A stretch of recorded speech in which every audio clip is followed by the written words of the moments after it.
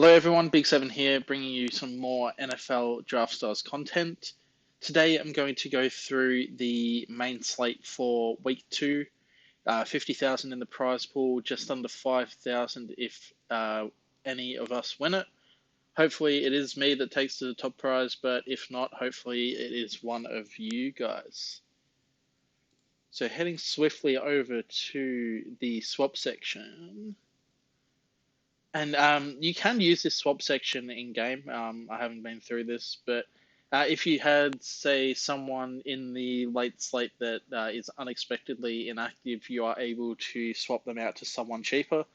So, for example, who's my quarterbacks? Let's say Matthew Stafford's injured. I can go to the swap feature, change him over, pick anyone that's cheaper and that hasn't played yet. So I could go, so say I wanted to swap him to a Joey Burrow, I can just do that, and this is able to be done up until the game starts for both of them.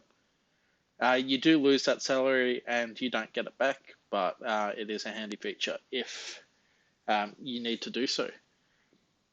It's also handy because it gives a nice breakdown of the teams. How do I get out of this? Let's go back to that.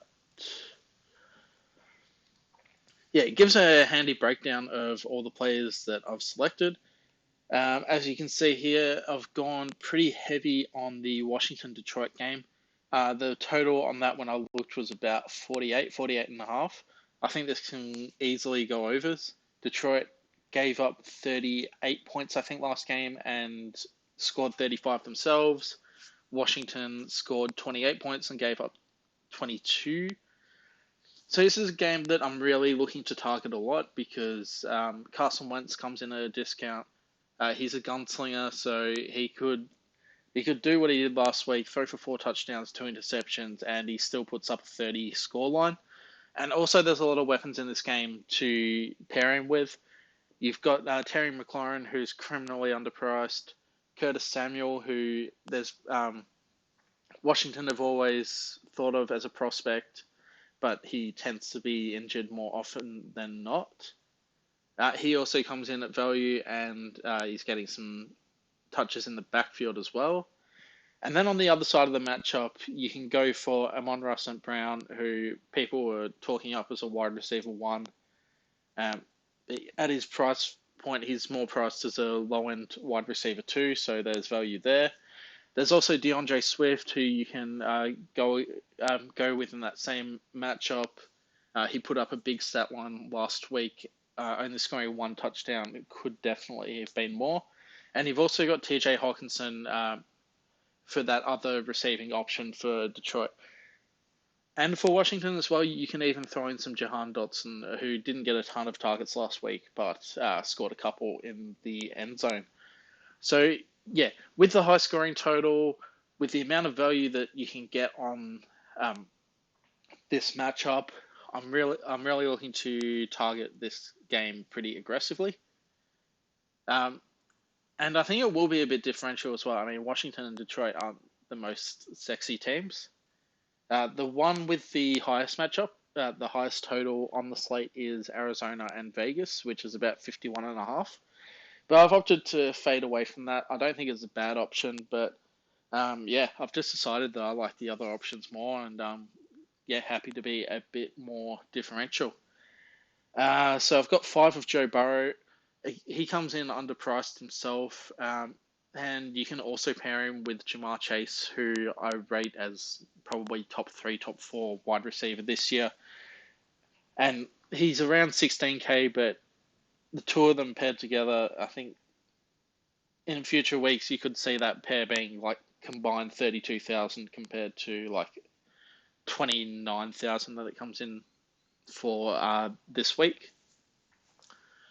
I've also picked a fair bit of Trey Lance. He was disappointing last week. I actually aborted ship on him because of the weather. But it looks like the weather this week was expected to rain, and now that's clearing up. Might be something like light showers, but nothing that'll impact too drastically. And coming in at that price, he's got a rushing upside. Won't throw the ball a bunch, but he can still produce big numbers on a fantasy level. I've got two of Matthew Stafford. There's pretty easy stack there with Stafford and Kupp, and there's also the value there to be able to spend that money this week on the higher value stacks. Atlanta, not a good defense, and LA obviously coming off a loss last week, so they could bounce back in a big way here. Russell Wilson also coming off a loss, a bit more expensive, but he's just been a top 10, top 5 quarterback in his whole career. And he's very capable of putting off some massive scores. A couple of years ago, he was the guy that carried me to a third place finish on a main slate, pairing him up with Lockett and DK Metcalf. So this week I've gone similar, pairing up Russell with Jeudy and Sutton. And then Kyler Murray, also don't hate as an option. Just got a little bit less exposure to him because I prefer the options above him, but still very solid. Has rushing upside. And you know that the majority of his targets are going to go to Marquis Brown, who is another one that's very underpriced. And I think a lot of people will go for him. And you've also got Zach Ertz, who he was a bit limited last week, didn't play his full complement of snaps, but is expected to this week. And then I've got my Davis Mills, only one team of him, but again, if that Houston-Denver game is a blowout, or not a blowout, a shootout, and Mills can kind of keep up with Wilson, then you're getting him at 6K cheaper, and that just enables you to go like another weapon instead of a cheaper guy from a different matchup. I'll go the wide receiver. I'll go the running backs next. Don't have a large selection of them. I was either looking for the top end guys or the real value. The top end guys like Jonathan Taylor at 16.5, McCaffrey at 17. I still think this is a little bit cheap, and I wanted to pick a lot of them while we've still got the option to do so. Jonathan Taylor in particular, I really like him this week because Michael Pittman's been ruled out. And also Alec Pierce has been ruled out for Indianapolis, so they're going to have to prioritize that run game. Not that they don't already, but they have to prioritize it even more because Matt Ryan's got absolutely no one to throw to. Nick Chubb, I've got him in 9 of my teams. He's just extremely undervalued. I think he put up, I'm not sure why he's so cheap. He put up 140 or 160 odd rushing yards last week against Carolina, and he could very well do the same against the Jets. Yeah, I think he scored 19 points on Draftstars, but if he adds a couple of touchdowns to that, then he just makes a mockery of that starting price. I've got 6 teams with Saquon. He looks like he's back. I'm just, with all the other players that are around, I couldn't put him in more teams, but he's very much back.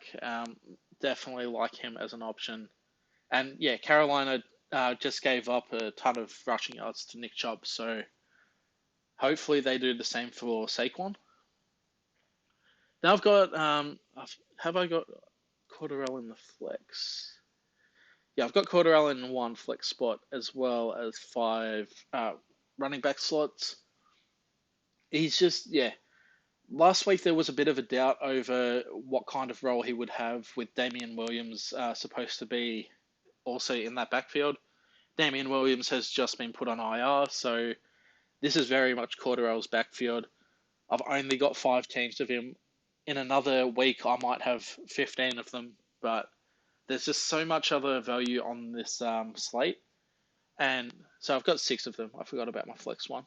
But yeah, there's so much other value you can get at wide receiver, and the difference between a Cordarelle and a JT is like 6,500, which isn't as much as the jump from The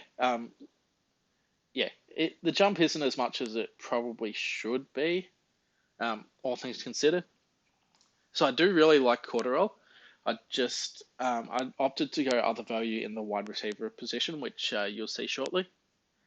Christian McCaffrey, he was a bit disappointing last week, but um, Carolina's offensive coordinator, Ben McAdoo, said that they need to utilize him more. It looked like he was kind of back to his usual usage in the second half of last week. So I'm hoping that people fade him a bit because of last week, because of how good JT and Saquon are as those premium options.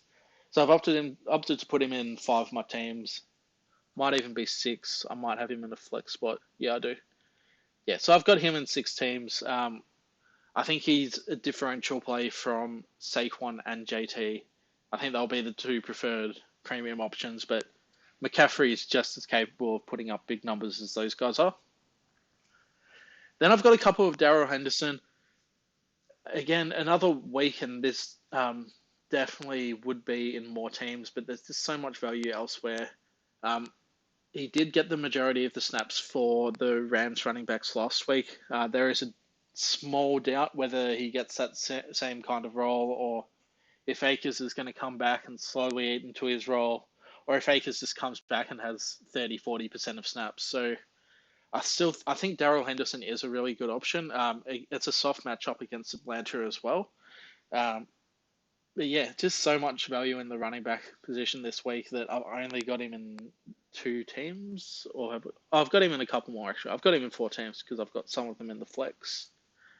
But yeah, 4 teams with Daryl Henderson in another week that would be more, but it's just there's too much value around on this slate, so which enables you to go for the big boys, and the big boys are just they can be game breaking. So yeah, haven't gone as much Daryl Henderson as I might have liked, but then again, I would have liked more of all of these guys. So it is what it is. Javonte Williams, interesting option because it's a soft matchup.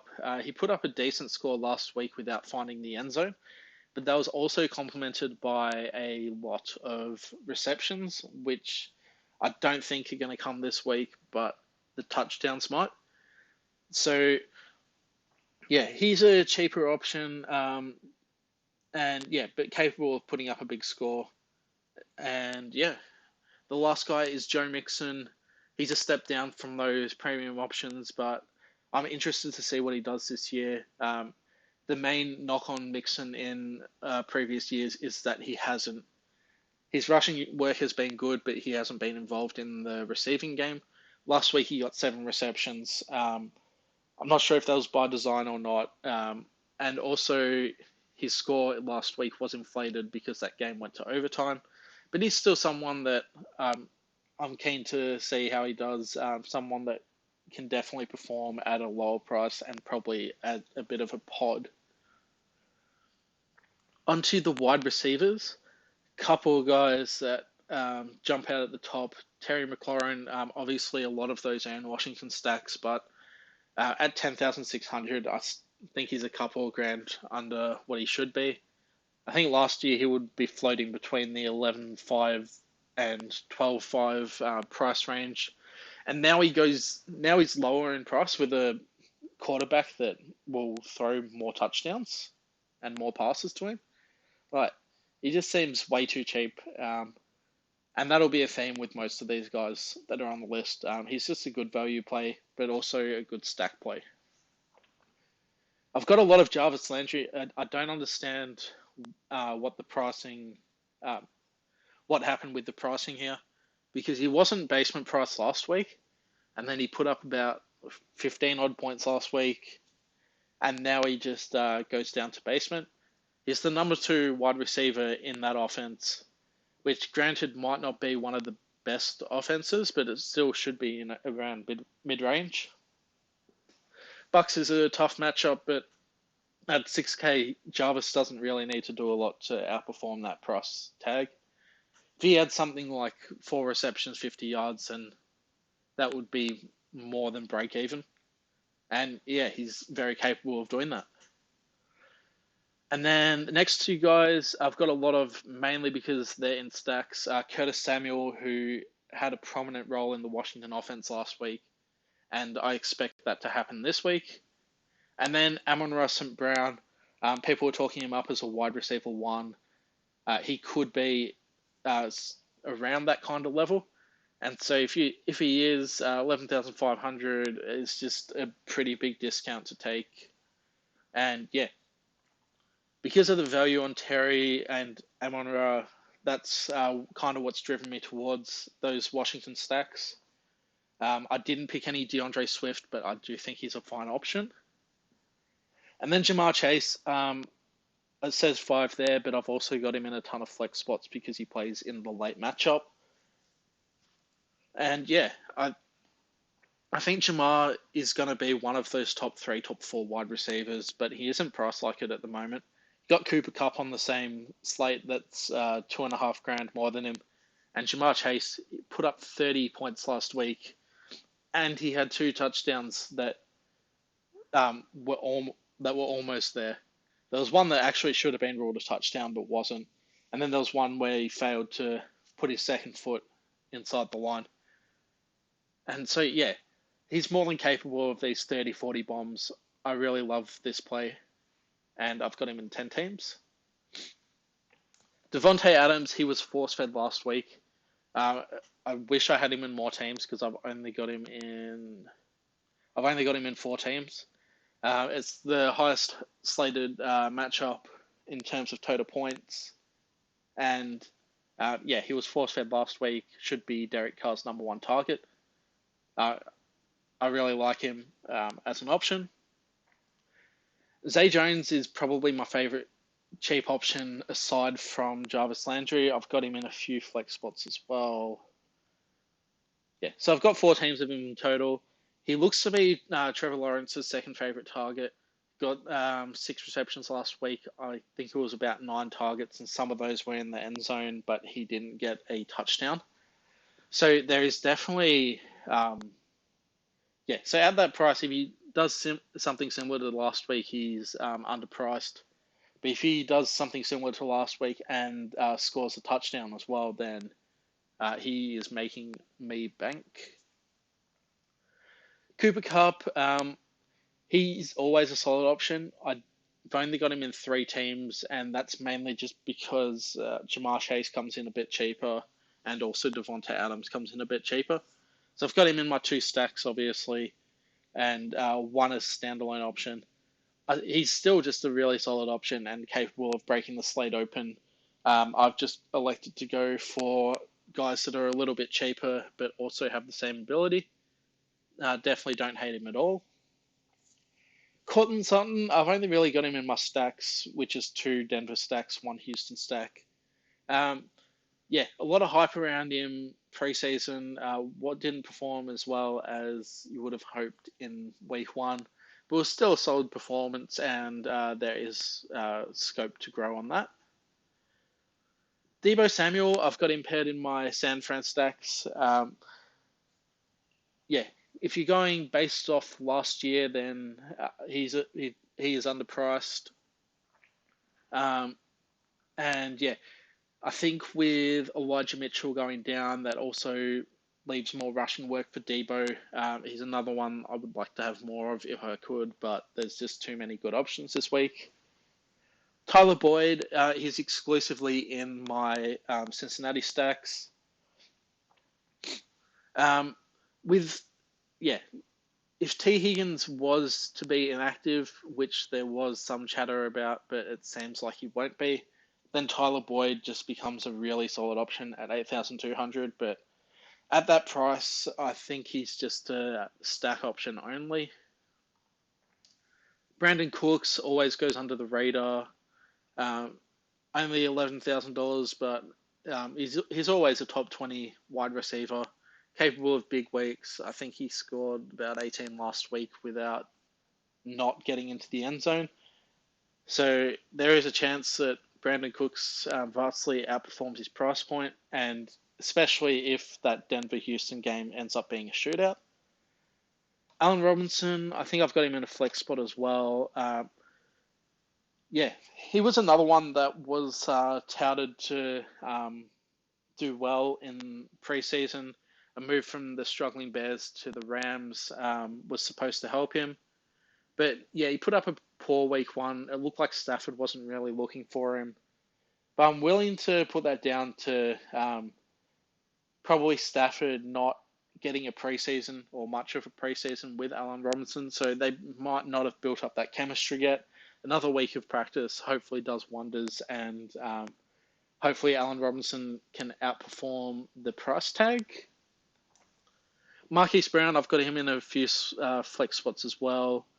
And yeah, he's not someone that I particularly hate or anything, but I think he's just going to be really highly owned. So yeah, he should really be 11, 11 and a half, maybe even 12,000. He comes in really underpriced on the top, yeah, on the matchup that's supposed to be the highest scoring for the weekend. So there's nothing really bad about him. I've just decided to fade him a bit more because I think everyone will be on him. He'll be someone that might be 40, 45% owned. And when you get to those numbers, unless they're absolute lock, which I don't think he is with the other value around, then I'm just not willing to go all in on them. Jerry Jeudy, I'm pretty sure I've got him in a flex spot as well. He is, again, in those Denver-Houston stacks in the hopes that that'll be a shootout. Probably at that price, I prefer other players, but if you're building stacks, then sometimes you need to overpay a bit for players, and he didn't put up a bad stat line last week either. But yeah, I would prefer others as standalone options, but I don't mind Jerry Jeudy and stacks, obviously. And then Elijah Moore, I need the one snake of him. He put up a really good end to last season, and he should be the Jets' number one wide receiver. Cleveland, maybe an easier matchup, maybe not. But yeah, yeah, he's someone that can outperform his price point quite drastically. Not the sexiest of options, but I've slotted him in one team. Onto the tight ends, and yeah, I wasn't really too enthused about many of these options. So I've ended up picking a lot of Kyle Pitts, 8,700. The talent is there. And yeah, just at that cheaper price point, I think that really brings him into play, especially if that LA game, the LA game, they're going to have to throw the ball a lot because they're going to be behind. And yeah, he hasn't crossed into the end zone much in his career, only one touchdown, but that could very well change. He could put up like a 6-reception, 80-yard game with no touchdown and still be value in this position. Also, the Rams weren't the greatest team against tight ends last season. I know there's been changes from last season to this season, but I think the Rams were ranked around about 7th for scores conceded to tight ends. So I like Kyle Pitts as a play here. The other one I really like as a play is Hayden Hurst. I've got him in some of my Bengals stacks, but I've also got some of him as a standalone option. Last season, Cincinnati utilized CJ Uzomah as that as a receiving threat because they don't have enough of them already. And yeah, Hayden Hurst at 6,100. If he gets a few receptions, crosses into the end zone, he just demolishes that price point, which he's capable of doing. I've got 3 teams of Zach Ertz. That's meant to be the highest scoring matchup, as I've said a few times. And Zach Ertz was a bit limited last week, didn't play his full complement of snaps. Would probably need to cross into the end zone to be value, but he should be one of their main end zone weapons, if not the main end zone weapon. Tyler Conklin is my favorite basement priced tight end at 5K. He did get a really large snap percentage last week, and he was, I think, he also got a touchdown last week, scored about 15 points. I think it was 4 receptions or something like that. And yeah, he should be a big part of their. It seems like they want to make him a big part of their passing game. They also acquired Uzoma from Cincinnati in the offseason. Conklin seems to have that tight end one role for the Jets. So at 5K, it's definitely worse plays that you can go for here. Mark Andrews, I've only got him two teams. I'm not sure about this Baltimore Miami matchup. I could be very wrong about it, but um, Miami, I'm pretty sure stifled Baltimore really well last time they played. Blitzed Lamar a bunch, which he didn't seem to like. And so, yeah, just for that reason, I've shied away from Mark Andrews a bit because obviously, if Baltimore struggle, then Mark Andrews will struggle. I don't mind him as an option, but yeah, I've just selected to go the value at the tight end position and try and load up some better wide receivers or a lot of those really top end running backs. I don't mind Andrews as an option, but far from essential in my mind. And then I've got one TJ Hawkinson who is in one of my Washington Detroit stacks. I don't mind him as a standalone option, but he's not someone I'm really enthused about. And really, this whole position, I'm not really happy about. Feels like a bit of a dart throw this week, but my darts are on number 7, Kyle Pitts. Well, he's actually number 8, Kyle Pitts, but I've got him in 7 teams. And then the flex positions, a lot of these guys will be repeated from what I've said before. Chase, Hollywood Brown, I've got him in 4 teams total. Henderson, Jarvis Landry, Allen Robinson, I think I've mentioned all of these guys except for Drake London. It's just a sneaky play, has high-end talent, and he's in one of my LA stacks.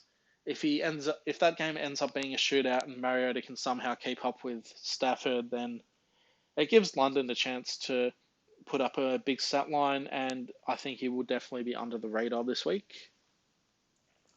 And then onto the DST. I've gone a little bit more condensed than I did last week. I wish I had have gone more condensed last week because I really love the Steelers as an option and only put them in 4 teams. Like I said before, Miami dominated Baltimore last time they played.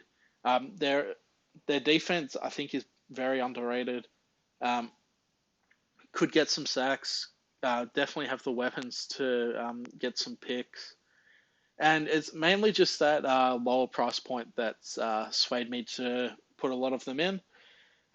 You've also got the Saints that are like in that similar bracket, but I think Miami's ability to get sacks just trumps them for me, even though it's a tough matchup.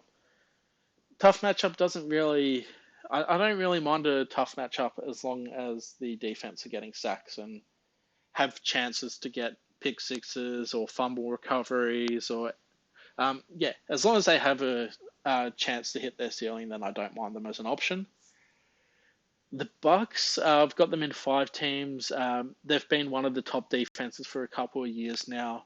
There are some better defenses on the matchup. 49ers against Seahawks should cook, but they were at 10K, and I don't really want to spend $3,500 more for a better DST when the Bucks are almost as likely to put up a big score as the 49ers are. Coming up against Jameis, he hasn't been as pick happy as he has been in previous years, but there's a chance that comes back, and there's also just a chance that he gets sacked a bunch of times.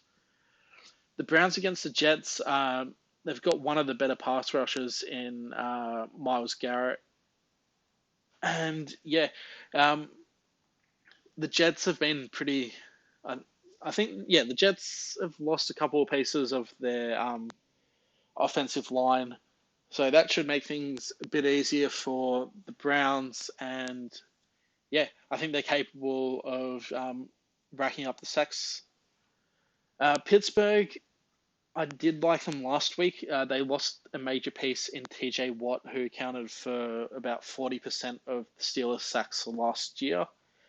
But they're coming up against New England, who have had issues of their own on their offensive line. So I don't think it cancels out exactly, but I still think there's a chance that Pittsburgh's defense still stands up even in the absence of Watt. And at a bit cheaper to the Bucks and the Browns, I didn't mind them as an option. I've got one team with the Bengals. On paper, they should score well, but I'm not sure if that turns out in actuality.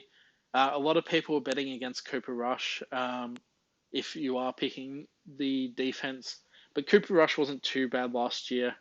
And yeah, I don't mind the Bengals as an option, but I do prefer the Bucks or the Browns at that price point.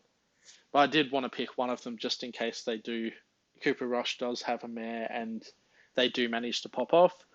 And then the Saints, maybe a bit underrated here, but they held Tampa to a shutout last time they played. I think that was 9-0 in favor of the Saints.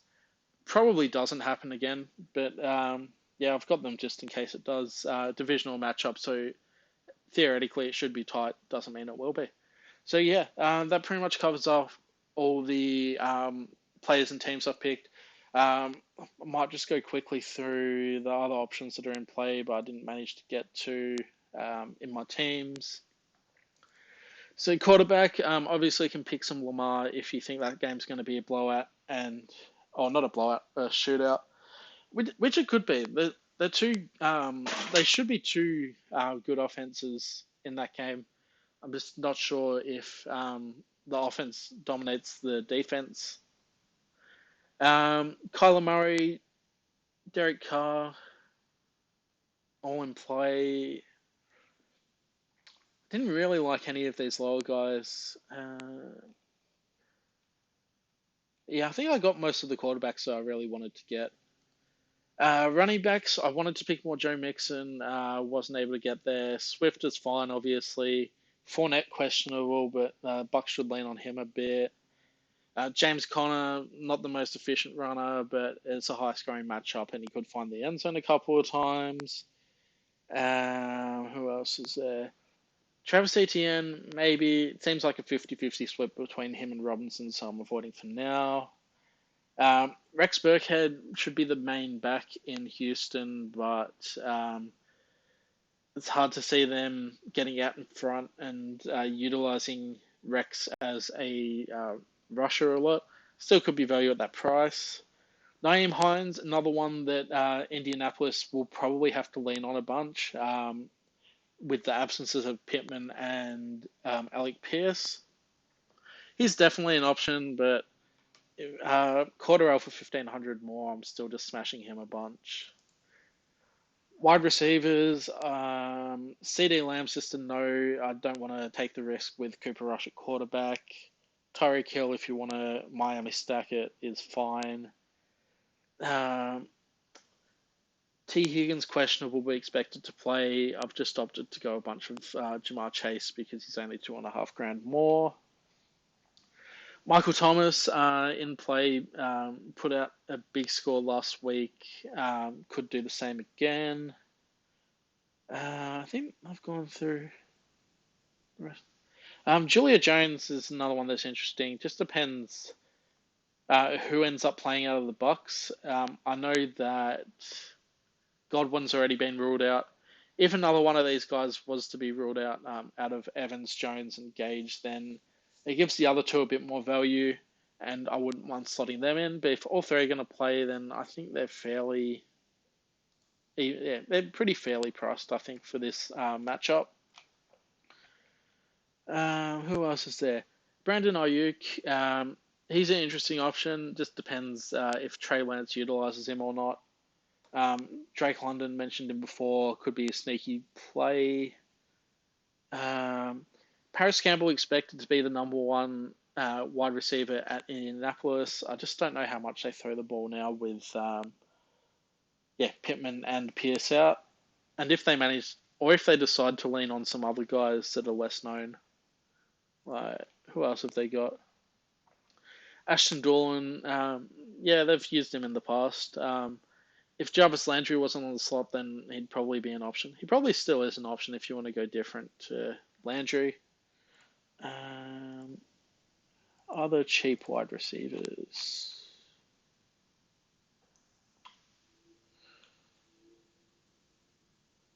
Isn't really any that jump out at me. Maybe AJ Green, sorry. Bounces back from a poor last week. I think they've got Rondale Moore returning, actually. What price is he? Oh, no. I think he must be out again. Yeah, AJ Green at 6K, another punt. And also Greg Dortch got a lot of points last week in the absence of Rondale Moore. If you do want to go Arizona or Vegas stacks, then I think these guys are definitely in play. I think that sums it up for cheap wide receivers. Tight end, Waller, obviously if you want to go the stacks, then I think he's an option. Schultz I'm avoiding with the QB downgrade. Tyler Higbee, definitely, he got a lot of targets in junk time last week. Could get the same again. This game could be junk time pretty early. He could also just get targets in normal time. 8,500, he's not a bad option. I do prefer Pitts over him and probably Zach Ertz, but third in that range, there probably isn't a lot between these three guys. I don't mind Higbee. Who else is there? If we go back to Indianapolis, again, with no Pittman, no Pierce, if they are going to throw it, they probably utilize the tight ends a bit more. Mo Ali Cox and Kylan Granson in particular at 5K, I think is an option. 3 receptions, 22 yards. If he can get 5 receptions this week, maybe then he becomes a good option. And then DSTs, the Rams, 49ers, Broncos, they're just too expensive for mine. Especially the Rams. Atlanta could put a bunch of points on them. It could be a full-blown shootout. Geno Smith didn't look too bad last week. Not willing to pay up for the 49ers. And Davis Mills, I think, is underrated as well. Not willing to pay up for any of those three. That's why I've gone a lot of Bengals, a lot of Browns, a lot of Bucks. Yeah. Other than those, there weren't really many other than the defenses I picked, there weren't really any others that I really wanted. So, yeah, that sums up the video. Hopefully, I've helped you a bit in identifying some players to put in your teams. Hopefully, I can be at the top and you can be below me, but if it's the other way around, I won't be complaining. So, yeah, hopefully you enjoyed the video, and I'll see you for the next one.